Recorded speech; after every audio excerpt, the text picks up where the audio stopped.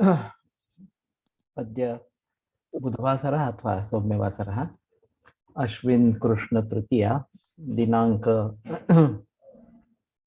12 October 2022 चरकशारिस्थान अध्याय 6 शंखं चक्रं जलौकान् दधतमृतघटं चारुदौर्भिश्चतुर्भिः सूक्ष्मस्वच्छातिरुद्यां शुकपरिविलसन् मौलिमम्भोजनेत्रं कालाम्भोदोज्ज्वलाङ्गं कटितटविलसच्चारुपीताम्बराढ्यं वन्दे धन्वन्तरिं तन् पंखा बंद करून टाका. हेलो वन्दे धन्वन्तरिं तं प्रौढदावाग्निलीलं ब्रह्मणो हि समारब्धा मात्रेयाद्येषु पूजिताम् अस्मदाचार्यपर्यन्तां वन्दे गुरुपरम्पराम् आयुर्वेदरतं वन्दे माधवाख्यं महागुरुम् आयुर्वेदामृतं सर्वं शिष्येभ्यो यः प्रदत्तवान् द्रष्टाज्ञानी दृष्टकर्मा कृतकर्मा तथैव अध्यापको विश्वश्रेष्ठो महान् संशोधकस्तथा गुणैरेतैः समुदितैः यत्कार्यं प्रतनोदितः समृद्ध्यर्थं हि कार्यस्य वयं नु प्रयतामहे सरस्वत्यै नमो यस्याः प्रसादात् पुण्यकर्मभिः बुद्धिदर्पणसङ्क्रान्तं जगदध्यक्षमीक्षते आत्रेयं प्रथमं वन्दे आयुर्वेदजगद्गुरुम् आयुर्वेदामृतं सर्वं गृहीत्वा हि सुरेश्वरात् अग्निवेशादिकेभ्यो यत् प्रयच्छत् मुनिसत्तमः प्रथमं तन्त्रकर्तारम् अग्निवेशं नमाम्यहम्।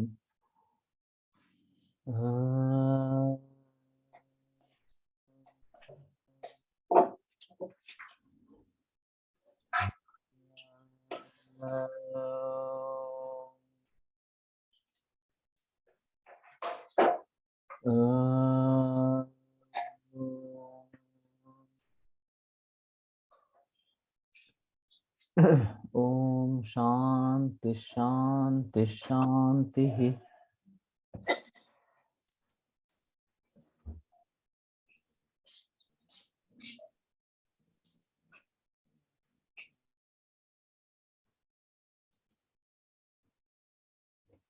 तो ठीक है।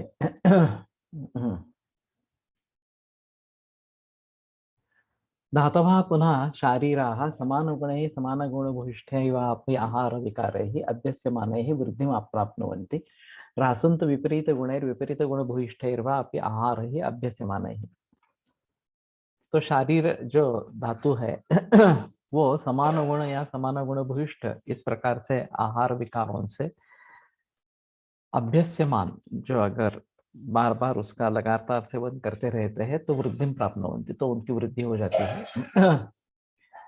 ह्रासंत विपरीत गुणे ही विपरीत गुण भूयिष्ठैर्वा अपि आहार ही अभ्यस्यमान ही, और विपरीत गुण या विपरीत गुण भूयिष्ठ इस प्रकार से आहार के अभ्यास अभ्यास अभ्यास से ह्रास को प्राप्त करते हैं। तो ओबेसिटी वगैरह मरीज में स्थौल्य में जो कफ मेद इस प्रकार के बढ़ाने वाले आहार है उसको छोड़ना है और लघु गुणयुक्त आहार लेना है, या गुरुचातर्पणम स्थूले इस हिसाब से शहद वगैरह का प्रयोग करना है, तो फिर मेद का क्षय इस प्रकार का हो जाएगा और बाकी धातुओं की वृद्धि होने लगी। तत्र इमे शारीर धातुगणाः संख्या सामर्थ्यकराः तद्यथा गुरु लघु शीत उष्ण स्निग्ध रुक्ष मंद तीक्ष्ण स्थिर सर मृदु कठिन विशद पिच्छल श्लक्ष्ण खर सूक्ष्म स्थूल सांद्र द्रवाः। तो जो वाग्भट में पहले अध्याय में बात कही है वहीं यहाँ पे चरकाचार्य बताते हैं, इसी से वाग्भट ने लिया होगा। तो ये जो शारीर धातु गुण है ये संख्या सामर्थ्य करा इस प्रकार सामर्थ्य कर इस प्रकार के होते, तद यथा गुरु लघु ये सभी एक दूसरे के खिलाफ है। शीत उष्ण स्निग्ध रुक्ष मंद तीक्ष्ण स्थिर सर मृदु कठिन विशद पिच्छिल श्लक्ष्ण खर सूक्ष्म स्थूल सांद्र द्रव तेषु ये गुरवः ते गुरुभिः आहार विकार गुणैः अभ्यस्यमानैः आप्यायन्ते। तो जो गुरु है वो गुरु इस प्रकार के आहार विकार गुण से अभ्यास करने से उनकी वृद्धि होती है, आप्यायन्ते लघुश्च रसन्ति। और जो लघु है उस सेवन से लघु का ह्रास इस प्रकार का होता है। लघुवस्तु लघु भी आप्यायन्ते गुरुवश्च रसन्ति। और लघु जो है वो लघु आहार वगैरह से, आहार विकार से बढ़ते हैं और उस समय में गुरु कम हो जाते हैं। एवमेव सर्व धातुगणानां सामान्य योगात् वृद्धि विपर्ययात् ह्रासा। तो इस प्रकार से सभी धातु गुणों का सामान्य योग से वृद्धि और विपर्य से ह्रास इस प्रकार का होता है। तस्मात् मांसम आप्यायते मांसेन भूयस्तरम अन्येभ्यः शरीर धातुभ्यः। और इसलिए मांस से मांस बढ़ता है अन्य धातु शरीर धातु से, तथा लोहितम लोहितेन मेदो मेदसा। तो रक्त से रक्त बढ़ता है, मेद से मेद बढ़ता है, वसा वसया। अस्थि तरुणास्ना, तरुणास्थि से अस्थि बढ़ता है। मज्जा मजना, मज्जा धातु जो है वो मज्जा धातु से ही बढ़ता है। शुक्रम शुक्रेण, गर्भस्तु आम गर्भेण। और इसी प्रकार से आम गर्भ से गर्भ बढ़ता है। तो जो सामान्य विशेष सिद्धांत पहले अध्याय में थोड़ा सा बताया था, उसी का ये अच्छा विवरण है। लेकिन इसमें ये द्रव्य और गुणों की बात की गई है। ये आगे वाले जो सभी बताए हैं, मांस से मांस वगैरह, ये सभी द्रव्य सामान्य के गुण उदाहरण है। और चूंकि मनुष्य एक प्राणी है तो एक प्राणी के अंग उसके लिए ज्यादा नजदीकी इस वाले है। ये साक्षात द्रव्य सामान्य होता है। वनस्पतियों से गुण सामान्य से काम होता है, द्रव्य सामान्य से नहीं होता है। तो हमें ये देखना है कि जिसका सामान्य हमें अच्छी तरीके से काम करेगा वो करना है। आयुर्वेद के बारे में, आयुर्वेद केवल शाकाहारी है इस प्रकार का एक मत प्रचलन में है। वास्तव में ग्रंथों में कहीं भी इस प्रकार का निर्देश नहीं है। उल्टा इस निर्देश से तो लगता है, समझ में आता है कि मानव एक प्राणी होने के जरिए दूसरे प्राणी का ही अंग उसके लिए तात्काल वृद्धि करने वाला इस प्रकार का होता है। अब जो मांस भक्षण करने वाले हैं उनके लिए तो कोई आपत्ति की बात नहीं है। जो शाकाहारी है उनके लिए उस प्रकार के गुणों से जिसके वृद्धि होगी उसको देखना है।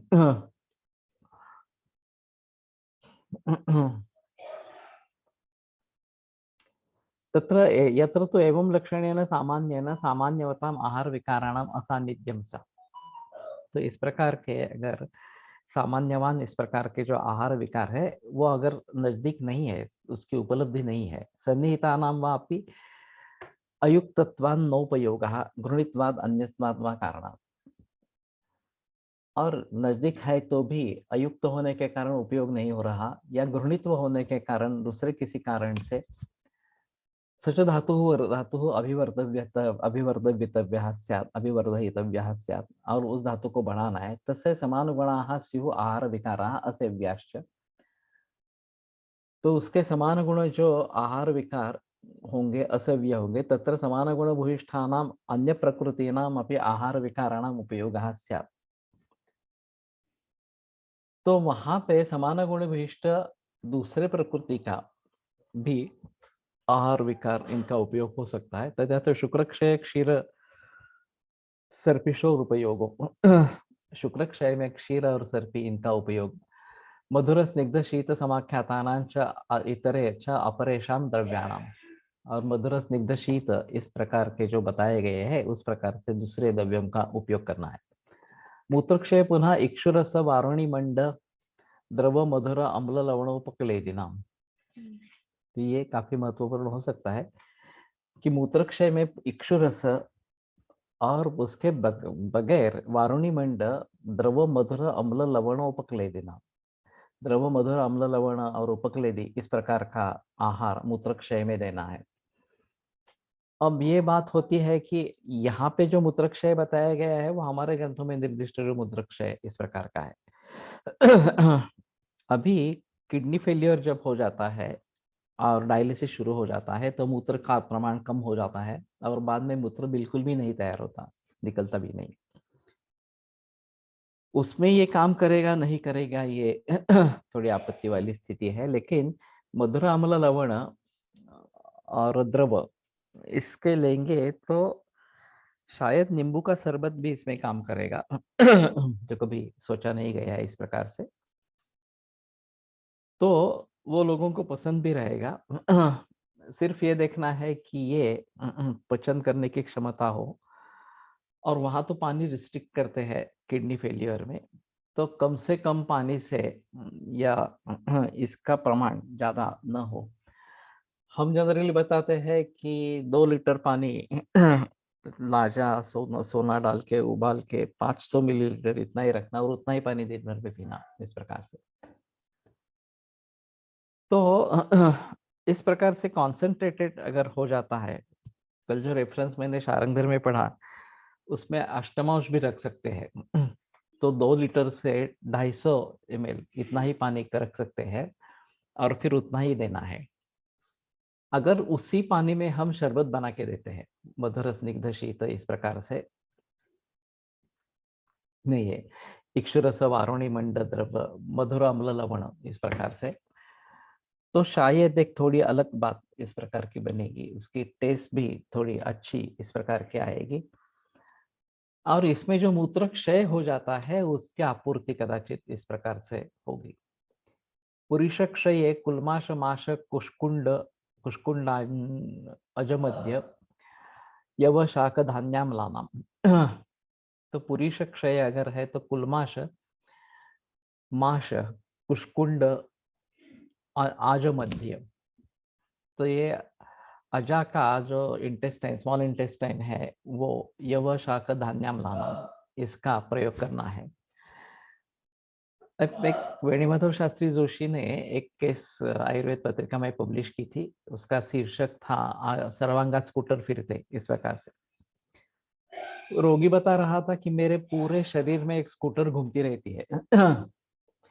किसी वैद्य को इसका पता ही नहीं चला ये क्या बता रहा है इस प्रकार से, वो बाकी कुछ बताता नहीं था कि ये केवल मेरे शरीर में स्कूटर फिरती रहती है, उसको बंद करवाओ इस प्रकार से। तब जानकारी पूछ ले ली तो पता चला कि ये पुरुषे वायुंतर वायुरंतराणि सशब्दो वेष्टेन्य कुक्षो भ्रमति आत्वधुम ऋत्वार्श्वे पीड़यन् दृशम, ये पुरुष क्षय के लक्षण इस प्रकार के थे। फिर इन्होंने माश वगैरह का यूज उसमें किया वेणुधर शास्त्री जोशी ने, और उसकी तकलीफ ठीक हो गई। तो इनको अगर बढ़ाना है और इस प्रकार से असेव्य है तो पुरुष के बारे में हम सोच सकते हैं कि ये पुरुष का सेवन करने से पुरुष बढ़ेगा, गोमूत्र का सेवन करने से मूत्र बढ़ेगा, इस प्रकार से गोमूत्र लेने का प्रचलन है लेकिन पुरुष इस प्रकार से लेने का प्रचलन नहीं है। तो शायद समान गुण भूयिष्ठ इस प्रकार के दूसरे द्रव्यों का इसमें प्रयोग किया जाए, वो ज्यादा अच्छा रहेगा। वातक क्षय कटुक तिक्त कषाय रुक्ष लघु शीता नाम, ये तो और अजीब और अच्छा रेफरेंस मिल गया। मेरे ध्यान में नहीं था ये। वातकाक्षय अगर होता है तो कटु तिक्त कषाय, तो तीनों रस वात को बढ़ावा देने वाले, रुक्ष लघु शीत ये भी वात को बढ़ावा देने वाले हैं। तो चरकाचार्य जानते थे कि वातक्षय की कंडीशन होती है और वहां पे इन द्रव्यों का प्रयोग करना है। जो मामा गोखले की मैं बात कर रहा था कि उनका कहना था कि वातक्षय वगैरह इस प्रकार के नहीं होते हैं और उनसे विकार रोग नहीं होते हैं इस प्रकार से। तो ये छेद देने वाला इस प्रकार का है कि अगर वातकाक्षय है तो कटु तिक्त कषाय रुक्ष लघु शीत इस प्रकार के द्रव्य का प्रयोग करो। पित्तक्षय अम्ल लवण कटुक क्षार उष्ण तीक्ष्ण, पित्त का क्षय थे अम्ल लवण कटुक क्षार उष्ण तीक्ष्ण इस प्रकार के। श्लेष्म क्षय स्निग्ध गुरु मधुर सांद्र पिच्छिला नाम द्रव्याणाम, और कफ का क्षय तो स्निग्ध गुरु मधुर सांद्र पिच्छिल इस प्रकार के द्रव्यों का। अब बात यह है कि यहाँ पे स्पष्ट निर्देश इस प्रकार का है, फिर भी इसके बारे में काफी बहस वैद्यों में हुई है, और क्षीण दोषों से रोग निर्माण होते हैं नहीं होते हैं उनको देखना है नहीं देखना है, या फिर उनकी ट्रीटमेंट करनी पड़ती है वगैरह के बारे में काफी बहस की गई है। तो यहाँ पे स्पष्ट निर्देश है। तो इनका इस प्रकार से डायग्नोसिस होता था, ये एक अहम मुद्दा इसमें रहेगा। और फिर उसके लिए इस प्रकार के द्रव्य जो दोषों को बढ़ा देने वाले हैं उनका प्रयोग करना है, यह स्पष्ट रूप से यहाँ पे लिखा गया है। कर्मापि यद यस्य धातोः वृद्धिकरण तत्तद आसेव्यम। और जो जिस धातु की वृद्धि करता है उस प्रकार का कर्म भी उसका सेवन करना है। तो कहने का मतलब है कि सामान्य विशेष सिद्धांत में कर्म सामान्य ये जो बात की जाती है वो वास्तव में है ही नहीं, क्योंकि द्रव्य सामान्य और गुण सामान्य में बाहर कोई द्रव्य है, बाहर के द्रव्य का किसी कोई कौन सा गुण है और वो शरीर द्रव्य से या शरीर गुणों से मैच करता है, समान इस प्रकार का है, इसलिए उसके सेवन से इसकी वृद्धि इस प्रकार की हो जाती है। लेकिन कर्म जो है वो हमारा ही कर्म अगर ज्यादा भागदौड़ हुई है तो विश्राम करना ये मुझे ही करना है, ये कोई दूसरा बाहर का द्रव्य इस प्रकार का नहीं है। या मेरी सीडेंटरी लाइफस्टाइल है तो मुझे व्यायाम करना है, ये भी मुझे ही करना है, क्योंकि कर्म भी मैं ही कर रहा हूँ। तो कर्म सामान्य की चीज नहीं रहती, कर्म सामान्य या कर्म विशेष इस प्रकार की बात नहीं होती है। तो कर्मापि यज्ञ से धातु वृद्धि का तत्तदासेव्य। अगर कोई धातु का क्षय है तो उसकी वृद्धि करने वाला जो भी कर्म है वो करना है। एवं अन्येषामपि शरीर धातूनां सामान्य विपर्ययाभ्याम वृद्धि ह्रासो यथा कालं कार्य। तो बाकी शरीर धातुओं के भी सामान्य विपर्य के जरिए वृद्धि और ह्रास यथाकाल, जैसे योग्य समय इस प्रकार का उस समय उस प्रकार से करना है। इते सर्वधातूनां एकैकशः अतिदेशतश्च वृद्धि ह्रासकराणि व्याख्यातानि भवन्ति। तो इसी प्रकार से सर्व धातुओं का एकशः अतिदेशतश्च, एक से या अतिदेश से सभी धातुओं के बारे में वृद्धिरासकर जो भाव है वो बताए गए। तो ये एक अहम मुद्दा है कि मानवी शरीर एक प्राण्यंग इस प्रकार का है, प्राणी शरीर इस प्रकार का है, उसके लिए नजदीकी पदार्थ जो है वो दूसरे प्राणियों का मांस रक्त वगैरह इसी प्रकार से है। लेकिन अगर हमारे ऊपर संस्कार है कि शाकाहारी श्रेष्ठ है वगैरह वगैरह ऐसे इस प्रकार से और घृणित्व है इसके बारे में, तो हम लेना नहीं चाहते हैं, तो उसके लिए जो अन्य विकल्प बताया गया कि समान गुण भविष्ठ इस प्रकार के जो द्रव्य होंगे अन्य, उनका सेवन करना चाहिए। और फिर एक थोड़ा अजीब ऐसा है कि शुक्र क्षय की बात करते हैं, मूत्र क्षय की, पुरुष क्षय की और वात पित्त कफ क्षय की बात करते हैं, और इसके जरिए अतिदेश से बाकी शरीर भावों के बारे में सोचते हैं। तो ये पर्टिकुलरली क्यों दिए, ये भी एक महत्वपूर्ण रहेगा कि इसके मरीज शायद ज्यादा इस प्रकार के हैं और इनको इस प्रकार से आइडेंटिफाई करना और उसके लिए दवाइयां देना ये आवश्यक इस प्रकार का हो जाएगा। शायद इसलिए रस से लेकर रस मूत्र पुरुष वातक्षय पित्तक्षय श्लेष्मक्षय इस प्रकार की बात की गई है। तो सर्वधातूनाम एकैकशः अतिदेशतश्च वृद्धिह्रासकराणि व्याख्यातानि भवन्ति। तो सभी धातुओं का एकशः और अतिदेशतश्च वृद्धिह्रासकर जो भाव है वो बताए गए इस प्रकार के है।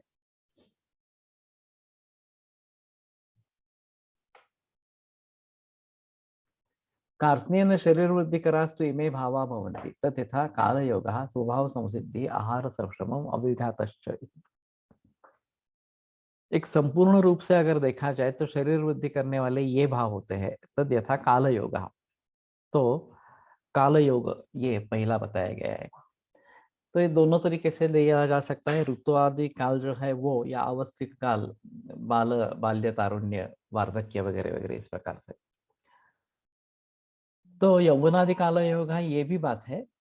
शायद चक्रपाणि दत्त ने ये शीत ऋतु में सबसे अच्छा शरीर, सबसे अच्छी शरीर की वृद्धि हो सकती है, क्योंकि अग्नि अच्छा रहता है तो स्वभावादि गुरु क्षम इस प्रकार से। तो वो गुरु आहार का भी अच्छी तरीके से पचन करता है और बल भी अच्छा है तो व्यायाम भी अच्छा कर सकता है। तो खास करके शीत ऋतु में हमें इन सभी बातों को ध्यान में रखते हुए क्या अच्छा व्यायाम करना है, अच्छा अभ्यंग करना है, अच्छे तरीके से खाना खाना है, गुरु इस प्रकार का खाना खाना है, तो शरीर वृद्धि काल योग से हो जाएगी। और यौवनावस्था में, युवावस्था में भी इस प्रकार से काल योग से वृद्धि इस प्रकार की होगी। स्वभाव संसिद्धि कि स्वभाव तो ही अदृष्ट, यहाँ पे स्वभाव शब्द है ना, अदृष्टम उच्यते। किन लोगों का स्वभाव ही इस प्रकार का आता है कि उनकी वृद्धि होती रहती है, शारीरिक वृद्धि होती रहती है, कितना भी कम खाए। जैसे कफ प्रकृति में वाग्भट में जो बताया है कि अल्पम तिक्तम कषाय कटुकोष्ण रुक्षम अल्पम सुमुंगते बलवान तथा। तिक्त, कषाय, कटु, अल्प ऐसा खाने से भी वो बलवान होता है। तो एक शरीर की टेंडेंसी होती है कि उसमें से उसको जो भाव चाहिए उसी को निकाल लेते हैं। जो भी खाना खाएंगे आप, उसमें से भी जितना कफ निकलेगा उसको निकालने की कोशिश करेंगे और फिर बल की वृद्धि इस प्रकार की होगी। तो कुछ व्यक्तियों का इस प्रकार का नेचर होता है कि ये स्वभाव संसिद्धि इस प्रकार की कहा जाती है। आहार सौष्ठवम, तो आहार संपत इस प्रकार से जो आहार विधि विशेषायतन बताए गए हैं उन सभी से अच्छी तरीके से आहार बना है और संपन्न है, तो उससे शरीर की वृद्धि होगी। अविघातश्च, और कोई किसी प्रकार का विघात नहीं होना है कि अगर कोई मानसिक कारण है, शोक वगैरह इस प्रकार की बात है, तो शरीर विघात कर अति विवाय मनोभिघाता विरहा, तो ये नहीं होने चाहिए। अगर इस प्रकार से होते तो भी अच्छा खाना खाते हुए भी आपको आपके शरीर की वृद्धि नहीं होगी इस प्रकार से। तो इन बातों को ध्यान में रखना इस प्रकार का जरूरी होगा। बलवृद्धिकरास्तु इमे भावा भवन्ति, बलवृद्धिकर ये भाव है, तद यथा बलवत् पुरुषे देशे जन्म बलवत् पुरुषे काले च।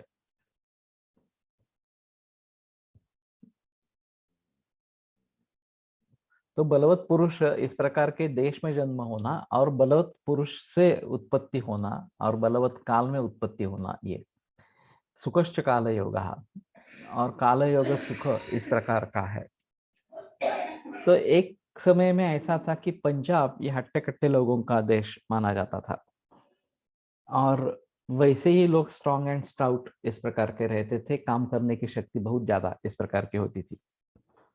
जैसे ये अनैसर्गिक खेती का प्रयोग शुरू हो गया, हाइब्रिडाइजेशन और फिर केमिकल पेस्टिसाइड्स और फर्टिलाइजर्स, और बहुत बड़ी मात्रा में फर्टिलाइजर्स डाले गए इस प्रकार से या केमिकल पेस्टिसाइड डाले गए, तो उसका नतीजा ये हुआ कि पंजाब की स्थिति बिगड़ती गई। अब पंजाब की स्थिति बहुत दुर्दशा जैसी है। वहां से हर रोज एक ट्रेन राजस्थान में जाती है जिसको कैंसर ट्रेन कहा जाता है, जो वहां पे मुफ्त इलाज होते हैं कैंसर के। तो ये बड़ी मात्रा में लोग पंजाब से राजस्थान में जाते रहते हैं इलाज करवाने के लिए, कैंसर का इलाज करवाने के लिए। ये सत्यमेव जयते का एक एपिसोड हुआ था, उसमें ये ट्रेन भी दिखाई गई थी, उसमें जो मरीज है उनको भी दिखाया गया था। तो कितनी दयनीय अवस्था इन लोगों की हो गई है ये स्पष्ट रूप से सामने आता है। तो हेवी पेस्टिसाइड्स के प्रयोग से काफी, केरल में भी एक जगह पे 27 बरस लगातार हेलीकॉप्टर से ये न्यौछार किया गया था पेस्टिसाइड्स का। और वहां जो विकार निर्माण हुआ इसमें सिर्फ कैंसर ही नहीं था, बहुत सारे अन्य भी बीमारियां थी और वो बहुत दयनीय इस प्रकार की अवस्था थी। एंडोक्सन ये मेडिसिन वहां पे हमारा गया था। और बाद में ये भी देखा गया कि जैसे बहुत सारे पर्यावरणवादियों ने उसके खिलाफ आक्रोश किया तो बाद में ये बंद किया गया, और वो बंद करने के बाद धीरे धीरे जनजीवन सामान्य होने लगा इस प्रकार से। तो दोनों तरीके से देखा गया है। कासोरगंज या इस प्रकार का कोई उसका नाम था उस क्षेत्र का। तो बलवत पुरुषे देशे जन्म बलवत पुरुषे काले च। तो बलवत पुरुष इस प्रकार का जो देश है, अभी मालूम नहीं है किसी देश की क्या स्थिति इस प्रकार की है। अभी सिक्किम जो है वो पूरा ऑर्गेनिक टर्न हो गया है और वहां से ज्यादातर विदेशों में ही बेचा जाता है, क्योंकि वहां मार्केट ज्यादा अच्छा है इस प्रकार से। तो शायद ये बात बनती है कि सिक्किम की जनता ज्यादा बलवत पुरुष देश इस प्रकार की हो सकती है। एक बार देखना चाहिए एक सर्वे होकर। और फिर बलवत पुरुष और बलवत काल इस प्रकार में अगर जन्म होता है तो ये बात होती है सुखश्च काल योग।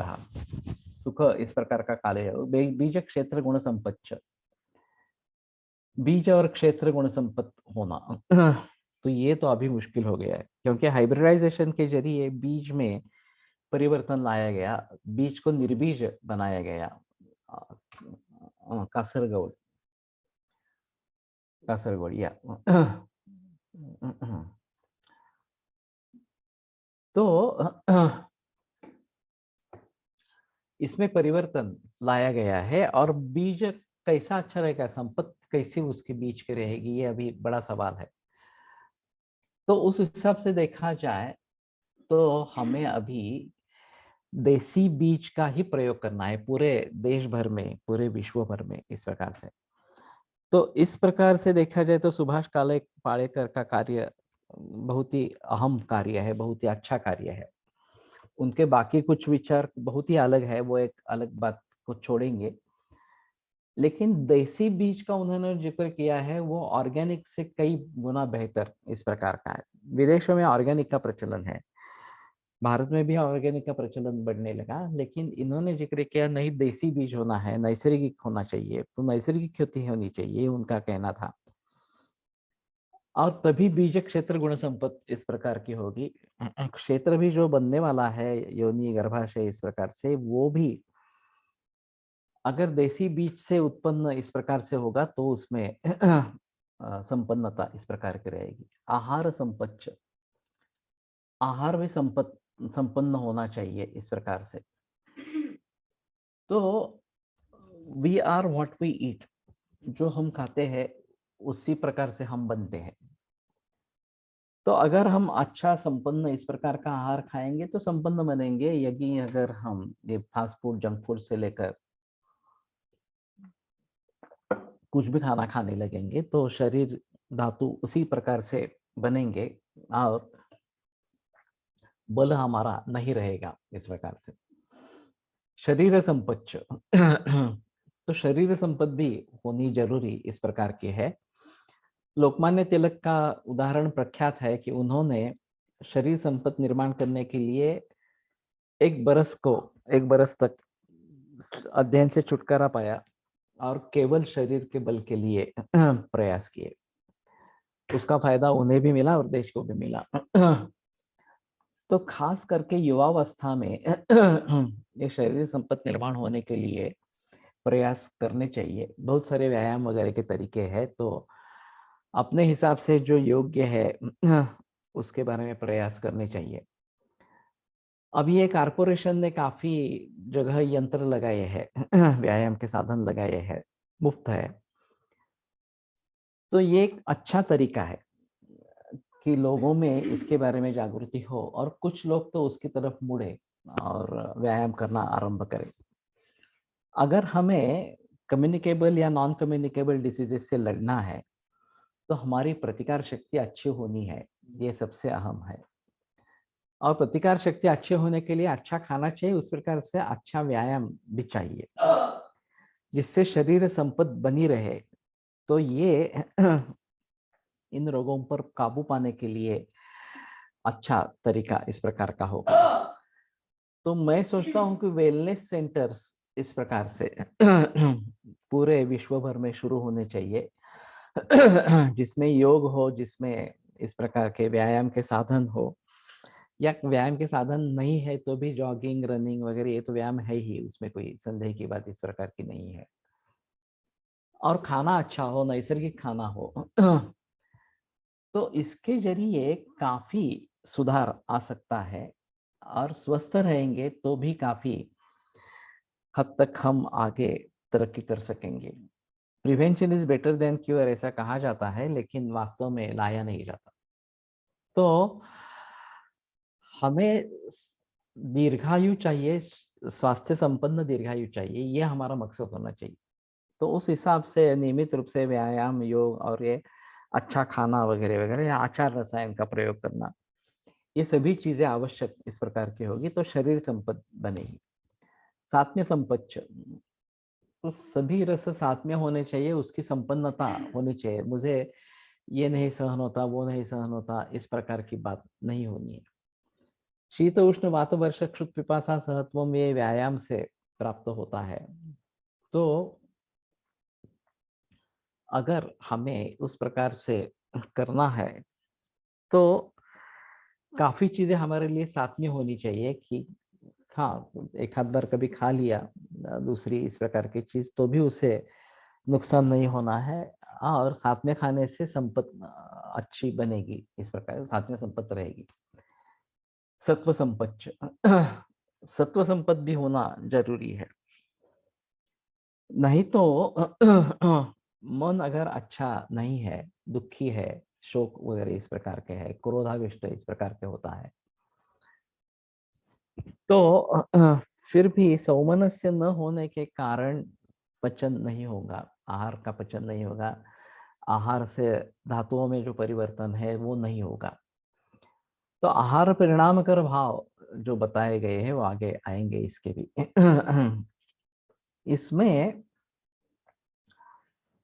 मानस भावों को भी महत्व देना बहुत जरूरी इस प्रकार का है। और हम जब खाना खाते हैं तब तो उस समय में करना ही है, तन्मना भुंजित प्रसन्न मनसा भुंजित वगैरह वगैरह जो आते हैं तो। लेकिन जब हम खाना नहीं खा रहे हैं तो भी शरीर में उसका परिवर्तन हो ही रहा है। आहार रस से रसादि धातुओं का निर्माण, ये तो चलती रहने वाली प्रोसेस है। तो उसके लिए भी अगर आहार का परिणाम अच्छा होना है तो मन की स्थिति सदैव प्रसन्न होनी चाहिए। कभी भी हमें इस प्रकार से दुख या शोक वगैरह या क्रोध इस प्रकार की भावना नहीं होनी चाहिए। तो मन करारे प्रसन्न सर्व सिद्धि से कारण, मन अगर प्रसन्न होगा तो सभी सिद्धि प्राप्त होगी। तो सत्व संपत्ति होना जरूरी इस प्रकार का है। तो इसके लिए काफी प्रयास करने पड़ेंगे। हमारी एक मनोवृत्ति बन जाती है कि किसी भी चीज को लेकर अगर हम गुस्सा करते हैं या निगेटिविटी होती है कि ये अच्छा नहीं है, ये नहीं है वगैरह वगैरह इस प्रकार से, तो बेटर ऑप्शन है कि क्या अच्छा है ये देखे और उससे आनंद ले। निगेटिविटी से दूर होना बहुत जरूरी इस प्रकार का है। इसमें प्रकृति का क्या रोल रहेगा, क्योंकि वातल पुरुष कृषकाय ही देखे जाते हैं। प्रकृति के बारे में मेरे विचार अलग है। शंकराचार्य उसको वातल कहते हैं, वात प्रकृति नहीं कहते। ये वात प्रकृति कहना बराबर नहीं है, ऐसा उनका कहना है। बहुत प्रयासों से भी वृद्धि को प्राप्त नहीं होते। तो इसमें समझ लेना है कि ये शरीर संपत्ति जो है वो उसकी अच्छी नहीं है। स्वभाव संसिद्धि है जो ऊपर भाव बताया था, उससे को लेकर करना पड़ेगा। और फिर वो टिका रहे, इतना तो हमें करना है। जो भी है उससे और बुरी स्थिति न आए इसके लिए करना पड़ेगा। अगर उसमें कुछ कर सकते हैं, थोड़ा बढ़ा सकते हैं तो अच्छी बात है। लेकिन इन सभी भावों को देखकर कुछ कर सकते हैं क्या, ये सोचना है। वैसे ये मुश्किल इस प्रकार का होता है। तो सत्व संपच्च स्वभाव संसिद्धिश्च, स्वभाव संसिद्धि अगर है कि स्वभावता से ही बल अच्छा होता है इस प्रकार से, तो एक अच्छी बात इस प्रकार की रहेगी। रामदास ने जो परिवार निर्माण किया, उनके शिष्य जो रहे, परंपरा जो शुरू की, उसमें व्यायाम का बहुत ज्यादा महत्व था। और शायद इस श्रृंखला को आगे बढ़ाना जरूरी इस प्रकार का रहेगा। और हमारी अगर ताकत बनेगी, बढ़ेगी, तो इस प्रकार के जो आक्रमण है, चाहे सांसर्गिक रोगों के हो चाहे असंसर्गिक रोगों के हो, उसको हम निरस्त कर पाएंगे। नहीं तो जो कमजोर है वो उससे बली होते रहेंगे और मौत की घाट उतर जाएंगे। इस प्रकार मौत की घाटी उतर जाएंगे। यौवनंच, अगर युवावस्था है तो बल अच्छा इस प्रकार का रहता है, और वो तो हमारे हाथ में नहीं है, लेकिन ये युवावस्था में बुढ़ापा, यह अभी जो बात हो रही है, प्रकृति पर आपके विचार विस्तार से जानना है सर। ठीक है, मैं देखता हूँ, अभी कभी फुर्सत मिलती है, लेकिन सूत्र स्थान 7वें अध्याय में और विमान स्थान में प्रकृति के बारे में चरक में जिक्र है, तो वो पढ़ेंगे तो ज्यादा अच्छा इस प्रकार का रहेगा। मैंने काफी बार ये बताया है। तो यौवन अगर है तो बल वृद्धि अच्छी रहती है। कर्म च संहर्षश्च इति, और अच्छे इस प्रकार के कर्म की जो गायब होता है,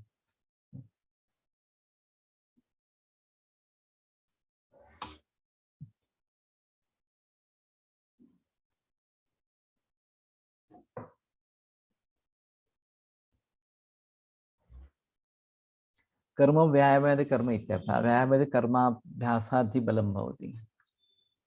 तो ठीक है, ऊपर शरीर संपच्च इसमें, और संहर्षश्च इति, और आनंदी वृत्ति होना, संघर्ष होना, ये बल वृद्धि करने वाला है। उस प्रकार से देखा जाए तो हास्य क्लब अभी जो है, इस प्रकार से कृत्रिमता से हर्ष होने से फायदा होता है क्या, ये एक अहम मुद्दा है। लेकिन फिर भी अगर हम दुख की अवस्था से दूर हो जाते हैं तो भी उसका फायदा जरूर इस प्रकार का है। तो संघर्ष ये बल वृद्धि करने वाला है। तो हमें निगेटिविटी से बाहर आकर संघर्ष के तरफ जाना है, आनंद लेना है, इस प्रकार का होना पड़ेगा। इस प्रकार से सत्व संपच्चेति सत्व संपदा अपि शरीरे बलं भवति इति ज्ञेयं, वचनमि शरीरं अपि सत्वम् अनुविधीयते, स्वभाव संसिद्धि बलजनक कर्म संसिद्धि।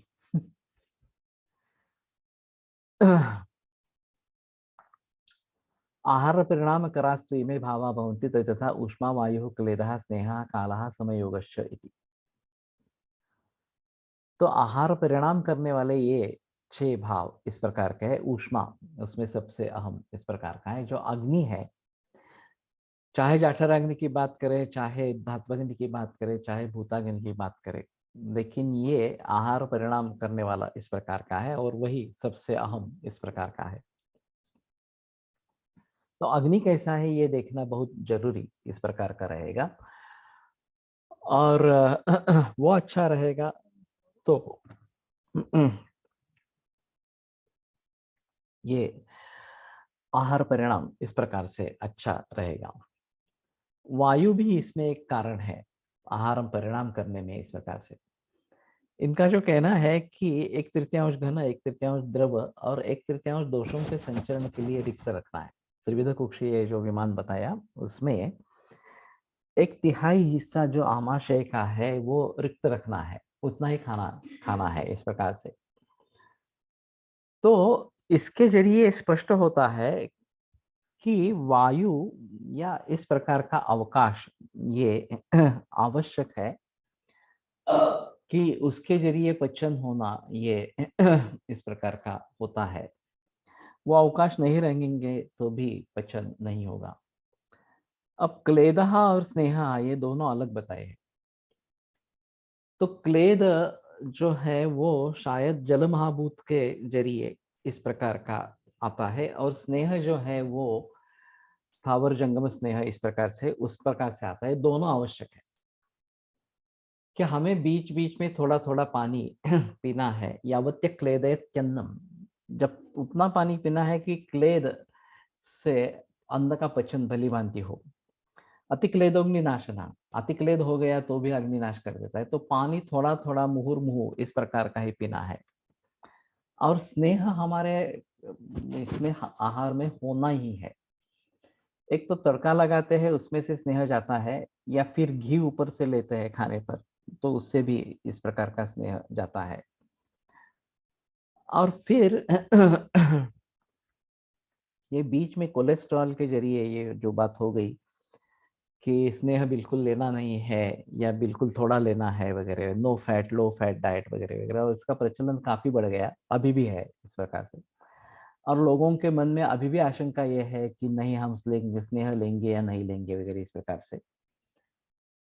और लोगों को जब बताते हैं, हृदरोगी को खास करके, कि घी लेना जरूरी है, घी में दवा देते हैं इस प्रकार से, सिद्ध घी में, फिर भी वो आशंकित रहते हैं कि मैं घी ले रहा हूँ इससे कोलेस्ट्रॉल तो बढ़ेगा नहीं, मेरा हृदय बढ़ेगा तो नहीं वगैरह वगैरह इस प्रकार से। तो इन गलत सहमियों को दूर करना बहुत जरूरी इस प्रकार करेगा। और स्नेहोमयम पुरुषः स्नेहोभयिष्ठाश्च अस्य धातवः, जो हमारा शरीर है वो स्नेहमय इस प्रकार का है, हमारे धातु भी स्नेहभूष्ट इस प्रकार के हैं। तो हमें उनको अच्छी तरीके से रखने के लिए स्नेह होना ही है हमारे हमारे आहार में। अब जो रिफाइंड तेल का प्रचलन चल रहा है वो गलत है। तो मूल रूप से नैसर्गिक जो तेल है उन्हीं का प्रयोग करना है। वैसे तेल शब्द तिल से बना है, तो तेल का मतलब मुख्य रूप से जो है वो तिल तेल होता है। लेकिन अभी तिल तेल का प्रचलन खाने में नहीं रहा, केवल अभ्यंग के दृष्टि से हो रहा है। और त्वग्दोषकृत अचक्षुष्यम, ये जो बात तिल तेल के बारे में बताई गई है कि त्वग्दोषकृत, उसमें त्वग्दोष को निर्माण करने वाला ये भी बात हो सकती है। और त्वग्दोषम कृंतति इति, त्वग्दोष को दूर करने वाला।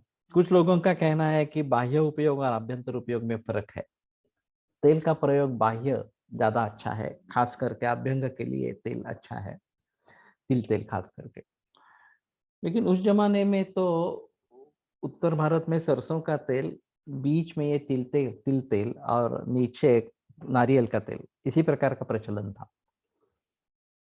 अब ये इंडस्ट्रियलाइजेशन जो हो गया और बहुत सारे तरीके के तेल आ गए, पाम तेल से लेकर सोयाबीन तेल वगैरह वगैरह सभी तरीके के तेल आने लगे इस प्रकार से।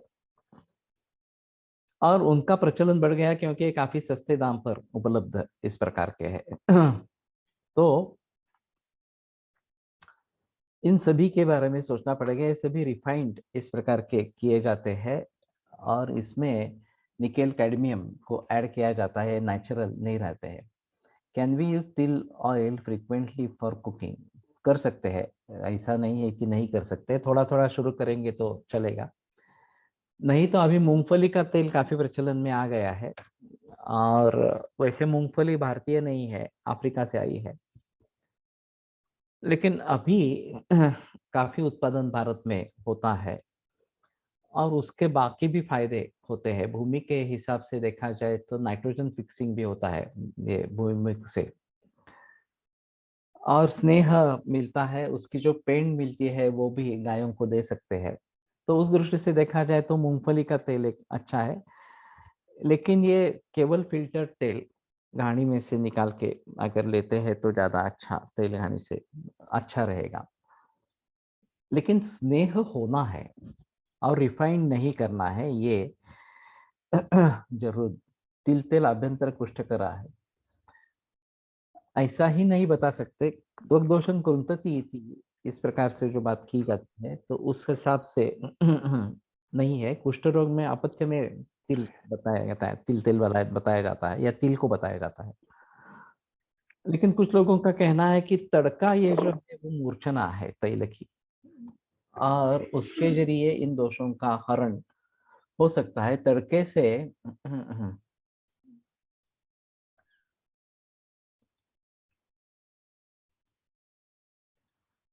हम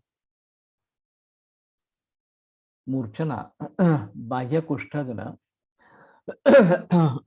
तो वही मैंने बात की कि आभ्यंतर प्रयोग और बाह्य प्रयोग में अंतर इस प्रकार से करते हैं, और बाह्य प्रयोग के लिए अच्छा है। लेकिन मुझे लगता है कि जब तेल की बात की जाती है तो तिल तेल ही प्रधान इस प्रकार का है ग्रंथों में अगर देखा जाए तो शायद ये मूर्छना जो संस्कार है, सरसप और हिंगू और हल्दी वगैरह वगैरह ये सब, ये शायद इसमें काम करते होंगे अगर हम इसका अभ्यंतर प्रयोग करना चाहते हैं। वैसे जो नारायण तेल, बला तेल वगैरह जो है वो पान, अनस्य, अभ्यंग सभी के प्रयोग में ला सकते हैं, ऐसा बताते हैं ग्रंथकार ही बताते हैं। तो उनके हिसाब में ये मूर्छित तेल है तो औषधि गुणधर्मों से युक्त इस प्रकार के है, तो उसका एक अलग प्रचलन हो जाएगा, क्योंकि मूंगफली अभी अभी आई है। ठीक है, हम भी मूंगफली का ही प्रयोग करते हैं घर में और उससे कुछ तकलीफ हुई है ऐसा देखा नहीं है। यहाँ लिमय की परंपरा रही है पुणे में। वो मसाज करते थे 6 पीढ़ियों से, और एक व्रत के हिसाब से कि पैसे नहीं लेते थे उसके, इस प्रकार से। और उनका स्पष्ट कहना था कि केवल मूंगफली का ही प्रयोग करना है बाह्य प्रयोग करने के लिए, वो तिल तेल वगैरह को मानने के लिए तैयार नहीं थे। तो मैंने देखा कि उनके पास काफी डिफिकल्ट केसेस रहते थे, और उनकी सफलता भी अच्छी इस प्रकार की थी। अभी भी शायद चालू है, मुझे मालूम नहीं है क्योंकि वो तो चल बसे, लेकिन आगे वाली पीढ़ी भी इसमें थी है एक्चुअली, तो शायद अभी भी चालू होगा। उमरिया गणपति चौक के यहाँ पे नजदीक ये चलता था इस प्रकार से।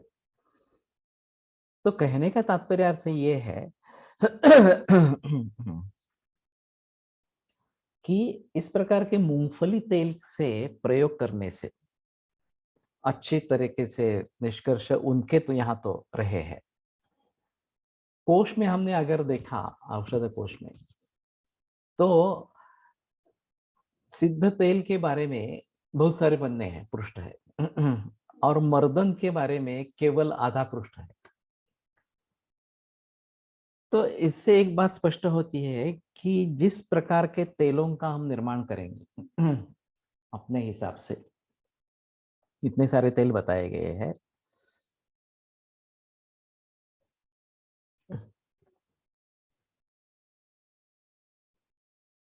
आता नाही कोणी करत। ओके, तो बंद हो गई, ये परंपरा ही बंद हो गई। तो ये बहुत अच्छी परंपरा थी और खास करके गरीबों के लिए तो ये बहुत अच्छा इस प्रकार का मौका था लिमय। समीर जमदग्नि ने एक बार इन सभी मरीजों का परीक्षण करके उसका कैटेगराइजेशन करके वगैरह ऐसा कुछ देखा था, और किसमें कितना सुधार आया है, आने के समय स्थिति क्या थी, और मसाज के बाद किस प्रकार से रिलीफ मिला है, ये परीक्षण किया था उसने। आगे मुझे मालूम नहीं है उसका नतीजा क्या निकला, उस किसके पास सोमनिया वगैरह वगैरह इस प्रकार से। तो यहाँ एक ही तेल होने के कारण जो भी रिजल्ट्स है वो मैनिपुलेशन के मर्दन के रिजल्ट्स है, और ग्रंथों में मर्दन के बारे में बहुत ही कम बताया गया है। औषधियों के सिलेक्शन के बारे में काफी बहस हुई है, और हर एक की फलश्रुति अलग अलग है। तो बला तेल, बला गुड़ुच्चादि तेल, बला हटादि तेल इस प्रकार से लेकर नारायण, महानारायण, सहचरादि वगैरह काफी तेल है। तो हर एक की फलश्रुति अलग अलग इस प्रकार की रहेगी।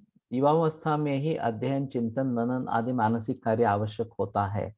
साथ में ही अच्छी नौकरी, व्यापार आदि का तनाव भी इस समय चारों ओर से हावी रहता है, और इसी समय शरीर बुद्धि के लिए मानसिक प्रसन्नता आदि आवश्यक होते हैं।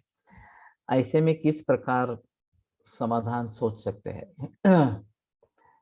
मेरी किताब है गुंतवणूक आरोग्यातली, इन्वेस्टिंग इन हेल्थ। उसका जो टारगेट ग्रुप है वो 25 से 40 वर्ष तक युवा इस प्रकार के है। जब विद्या पूरी हो जाती है और गृहस्थाश्रम में प्रवेश करने जा रहे हैं, या फिर आमदनी शुरू हो गई है, कुछ इस प्रकार की नौकरी हो या फिर अपना खुद का बिजनेस इस प्रकार का हो, तो पैसे आने लगते हैं तो गृहस्थाश्रम में प्रवेश करते हैं। बल वृद्धि अच्छी रहती है। अब हर एक की समस्या अलग अलग इस प्रकार की हो सकती है, कुछ ना कुछ समस्याएं घर पे होती है। परिवार के कितने सदस्य हैं, कितने कमाने वाले हैं, वगैरह वगैरह, ये भी बात होती रहती है। कहाँ पे रहते हैं, क्या करते हैं, शिक्षा किस प्रकार की पाई है, इसके आधार पर इसके बारे में मार्गदर्शन होना जरूरी इस प्रकार का रहेगा। और गरीबी होने के बावजूद भी हम अपने सेहत का ख्याल अच्छी तरीके से कर सकते हैं। केवल जो इस प्रकार का नेचुरल या ऑर्गेनिक है वो महंगा है, वो कैसे ले लेंगे, वगैरह वगैरह, इस प्रकार की बातें हो सकती है। लेकिन जो हम कर सकते हैं, व्यायाम तो हम कर सकते हैं, उसमें कोई संदेह की बात इस प्रकार की नहीं है। नियमित रूप से सुबह जल्दी उठना, ब्राह्म मुहूर्त पर उठना, रात को जल्दी सोना, ये टीवी वगैरह में ज्यादा इन्वॉल्व नहीं होना, मोबाइल में इन्वॉल्व नहीं होना, ये तो हमारे हाथ में है। और तनाव से मुक्त कैसे रहे, इसके लिए योग करना, ये भी हमारे हाथ में है। और सिर्फ बात रहेगी खाना जो है वो कम से कम घर का तो खाना खाना चाहिए, बाहर का खाना नहीं खाना चाहिए, ये तो हम कर सकते हैं। और फिर उसमें अगर हम परिवर्तन लाएंगे कि देसी गाय का दूध शुरू करेंगे या फिर नैसर्गिक खाना आरंभ करेंगे, तो ये बात होगी। इसमें अहम मुद्दा है, इसके बारे में किसी को जानकारी ही नहीं है। जब तक कुछ बीमारी नहीं आती तब तक लोग अपने स्वास्थ्य के बारे में सोचते ही नहीं है। बीमारी आ जाती है तो पहले एलोपैथी में चले जाते हैं, सिम्टोमेटिक रिलीफ की बात हो जाती है और फिर उसी में अटक जाते हैं। सिम्टोमेटिक रिलीफ से हमें कुछ नहीं करना है, तो सिर्फ दवाइयां लेती रहनी है, इतना ही उसके समझ में आता है कि मुझे अपने सेहत का ख्याल रखना है, ये बात ध्यान में आती ही नहीं है। और ना कि एलोपैथी या फार्मेसी या कुछ इस प्रकार से बताते रहते हैं। तो फिर जब बीमारियां हो जाती है और उसमें एलोपैथी में हल नहीं निकलता है तो आयुर्वेद के पास आते हैं।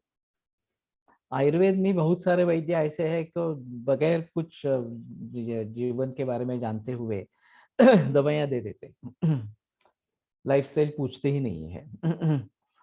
और फिर दवाइयों से राहत मिलती है तो समझ लेते हैं हाँ मैंने बहुत अच्छा काम किया कि ये इसको रिजल्ट्स मिल रहे हैं, मुझे पैसा मिल रहा है, बस दोनों संतुष्ट है। तो ये नहीं होना है। आयुर्वेद है तो संक्षेपत क्रिया योग निदान परिवर्जन में हमारा अहम सूत्र है, तो कम से कम कारण क्या है ये ढूंढना, कारणों को टालने की कोशिश करना, ये बहुत आवश्यक इस प्रकार का रहेगा। आफ्टर 48 चांगले डिसिजन्स घेऊ शकत नाही असं म्हटलं जातं, तर तसं खरंच बदल शरीर बुद्धीमध्ये होतो का?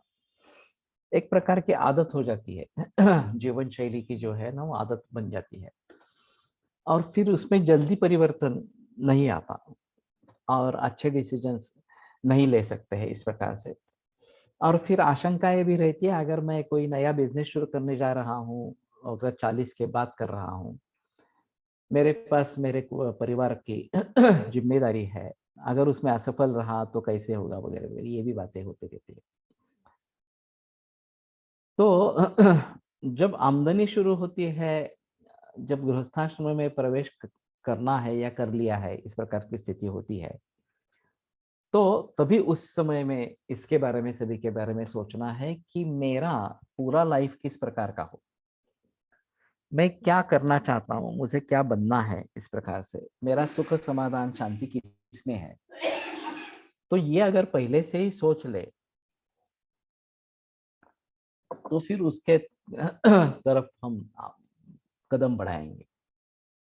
ये इस प्रकार से अगर नहीं होगा तो फिर बाद में पछताने की बात आती है और फिर उसमें पछताने से हम उसको पूरा रिवर्ट कर नहीं सकते हैं। तो बहुत सारे लोग ऐसा है कि जब हिस्ट्री लेते हैं और दिनचर्या देखते हैं तो इतने सारे वर्षों से ये व्यसन कर रहा है, सिगरेट बीड़ी वगैरह इस प्रकार से लेकर या तंबाकू वगैरह इस प्रकार से, और कुछ दिनचर्या का पता नहीं है, कभी भी सोते हैं, कभी कभी भी उठते हैं, कभी भी खाना खाते हैं, कुछ भी खाते हैं वगैरह, इस प्रकार से बरसों से सिलसिला चला आ रहा। मेरे पास एक मार्केट यार्ड का मरीज आया था। उसकी दिनचर्या को देखकर मैं आश्चर्यचकित रहा। वो हर रोज बम्बई जाता था, बम्बई मार्केट में, और वहां से सब्जी तरकारी खरीद करके पुणे में आकर बेचता था। ये बुलटेकड़ी मार्केट यार्ड है वहां पे, इस प्रकार से। तो रात को 12 बजे निकल जाता पुणे से ट्रक लेके। सुबह 4 बजे तक वहां पहुंचना है भाईखला के बड़े मार्केट में, सभी सब्जी वगैरह खरीदनी है, और फिर वहां से निकलना है और 7-8 बजे तक पुणे में पहुंच जाना है फिर से वापस, इस प्रकार से। और फिर वो बेचनी है, सभी जो तरकारी वगैरह जो है वो बेचनी है, इस प्रकार से। और फिर वे बड़ा पाव वगैरह ऐसा कुछ खा के, क्योंकि ये जागरण होता था रात में, ट्रैवल करते थे इस प्रकार से। तो वो खा के 2-3 बार चाय पी के 12-1 बजे खाना खा के सो जाते थे। और फिर 4-5 बजे उठ के फिर इसी प्रकार का खाना वगैरह वगैरह, रात में 12 बजे निकलना है। तो उसका पूरा लाइफ ही इस प्रकार का था, स्थौल्य हो गया था, श्वित्र था, संधियों में बहुत ज्यादा पेन थी, इस प्रकार से। मैंने कहा जब तक तुम इसके सोच बदलने के बारे में सोचोगे नहीं तो कुछ नहीं होगा। ये केवल एनालिसिक्स लेने से वगैरह, ऐसा डाइजेशन ठीक करने के लिए कुछ दवा देने से ये बात नहीं होगी। जब तक तुम मूल रूप से इसमें परिवर्तन नहीं लाओगे, मुझे ये करना है, तो फिर कम से कम इस प्रकार की हानि कैसे होगी ये तो सोचना है कम से कम।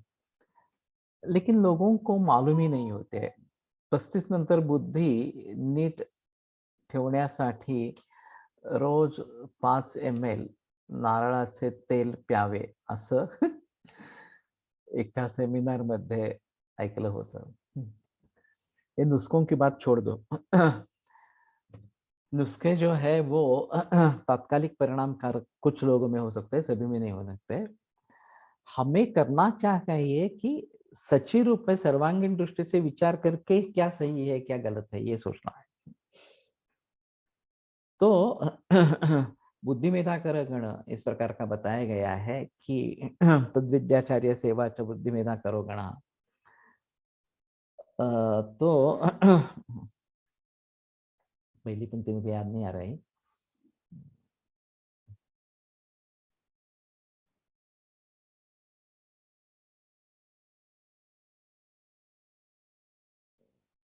परतंत्रावलोकनम।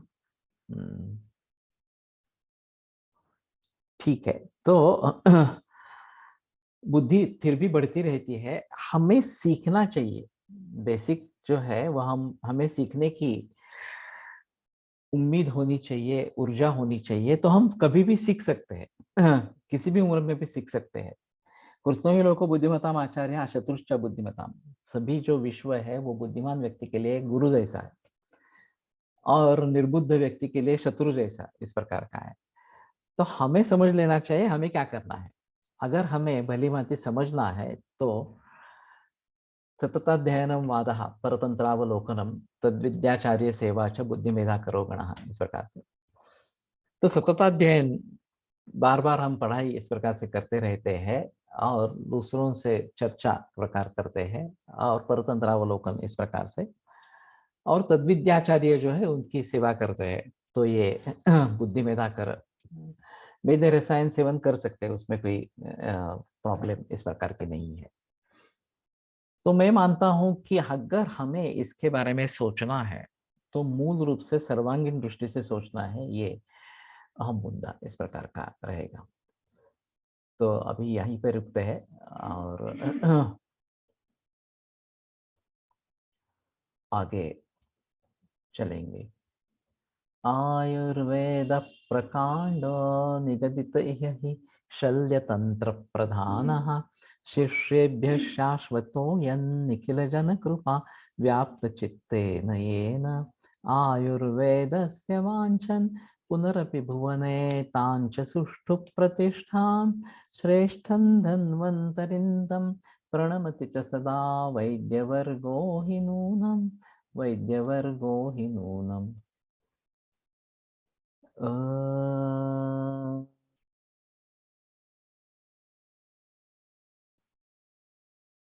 अ,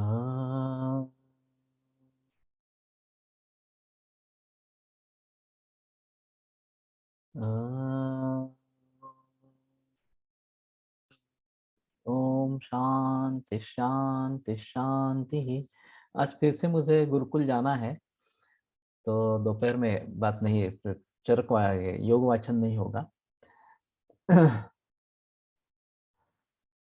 जॉब करते जॉब वालों की सीटिंग बहुत होती है और कंप्यूटर से मानसिक तनाव भी बहुत होता है, इनमें अपन दृष्टि की व्याधियां लेकर आते हैं, सही है।